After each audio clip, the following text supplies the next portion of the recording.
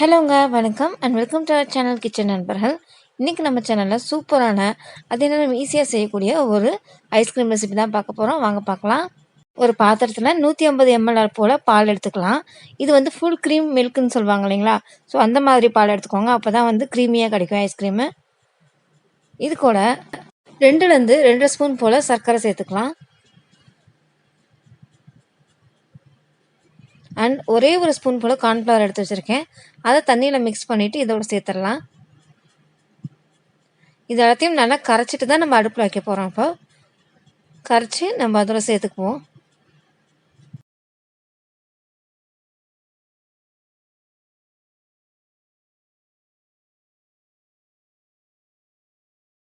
சர்க்கரையும் கார்ன்ஃப்ளவரும் நல்லா பாலோட மிக்சர் வரைக்கும் கலந்துக்கலாம்.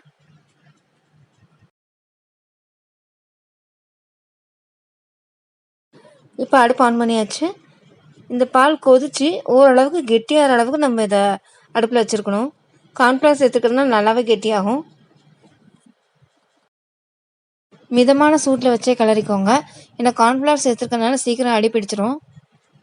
இப்போ பாருங்கள், ஓரளவுக்கு திக்காக இருக்குது. இன்னும் கொஞ்சம் கூட திக்காகணும்.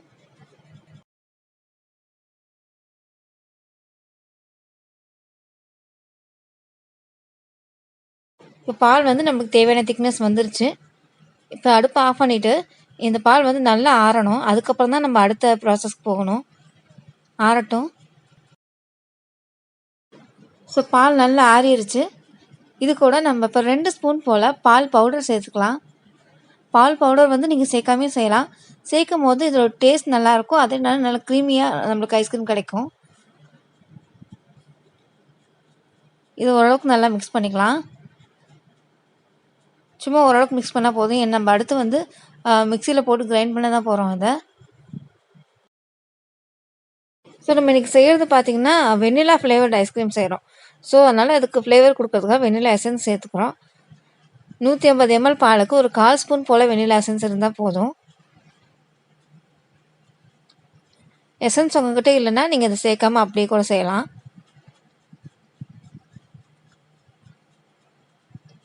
இதையும் நல்லா மிக்ஸ் பண்ணிடலாம்.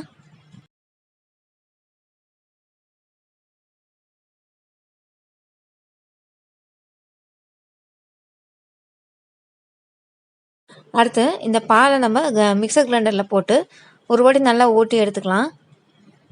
ஏன்னா அதில் ஏதாவது சின்ன சின்ன லம்ஸ் இருந்தாலுமே இதை நல்லா மிக்ஸ் பண்ணி கிரைண்ட் பண்ணி கொடுத்துரும். அதே நேரம் நல்லா க்ரீமியாக கிடைக்கிறதுக்கும் இது ஹெல்ப் பண்ணும்.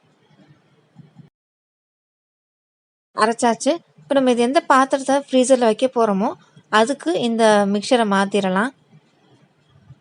நல்லா ஏர்டைட் கண்டெய்னராக இருக்கணும்.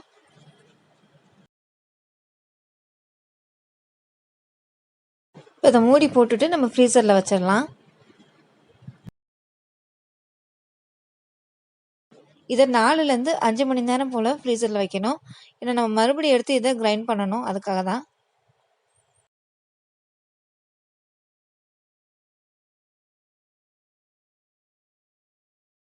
நான் 4 மணி நேரம் கழித்து வெளியே எடுத்துட்டேன்.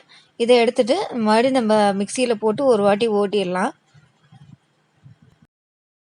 இப்பயே நல்லா செட் ஆகி தான் இருக்குது. பட் நம்ம இன்னொரு வாட்டி மிக்சியில் போட்டால் தான் அது வந்து கொஞ்சம் நல்லா க்ரீமினஸ் கிடைக்கும்.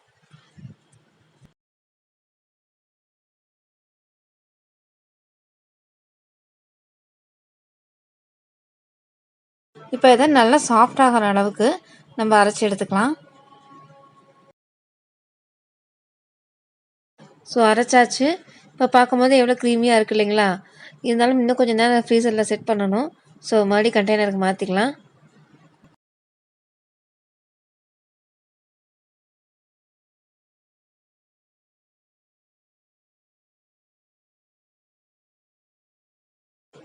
அவ்வளோ சாஃப்டாக அவ்வளோ க்ரீமியாக இருந்ததுங்க. நம்ம கடையில் சாப்பிட்ற வெண்ணிலா ஐஸ்கிரீம் மாதிரியே இருந்தது நல்லா. இன்னொரு வாட்டி ஃப்ரீஸ் பண்ணுறதுக்கு முன்னாடியே நான் கொஞ்சம் சாப்பிட்டுட்டேன். பட் இருந்தாலும் நம்ம இன்னொரு வாட்டி ஃப்ரீஸ் பண்ணால் தான் நம்மளுக்கு ப்ராப்பர் ஐஸ்கிரீம் கிடைக்கும். ஸோ அதனால் மறுபடியும் ஃப்ரீஸ் பண்ணுறேன். இது வந்து நம்மளுக்கு 5 மணி நேரத்துலேருந்து 6 மணி நேரம் வைக்கலாம் ஃப்ரீசரில். அப்படி இல்லைன்னா நீங்கள் ஓவர் நைட் இதை ஃப்ரீஸ் பண்ணி எடுத்துக்கலாம். ஸோ நம்மளோட ஐஸ்கிரீம் ரெடி ஆயிடுச்சு. நான் வச்சிருந்த கண்டெய்னரும் ஒயிட் கலர், ஐஸ்கிரீமும் ஒயிட் கலர்னால அவ்வளோ கலர் உங்களுக்கு எடுத்து கொடுக்கல பார்க்குறதுக்கு. ஐஸ்கிரீம் செஞ்சு வச்சதே நான் சின்ன பாத்திரத்துல தான் செஞ்சனால, இன்னொரு பாத்திரத்துக்குலாம் நான் மாத்தி காட்டல. அதனால அப்படியே எடுத்து காட்டுறேன். எப்படி இருக்குன்னு பாருங்க. நிஜமா சொல்றேங்க, கடையில சாப்பிட்ட வெண்ணிலா ஐஸ்கிரீம் மாரியே இருந்தது. கண்டிப்பா நீங்க அத ட்ரை பண்ணி பார்க்கலாம். அதோட அந்த பால் பவுடர்லாம் சேர்த்ததுனால நல்ல டேஸ்ட் குடுத்தது. ஸோ இந்த வீடியோ உங்களுக்கு பிடிச்சிருந்துச்சுன்னா லைக் பண்ணுங்க. உங்க ஃப்ரெண்ட்ஸ், ரிலேட்டிவ்ஸ் கூட ஷேர் பண்ணுங்க. உங்களோட கருத்துக்கள எங்களோட கமெண்ட் பாக்ஸ்ல சொல்லுங்க.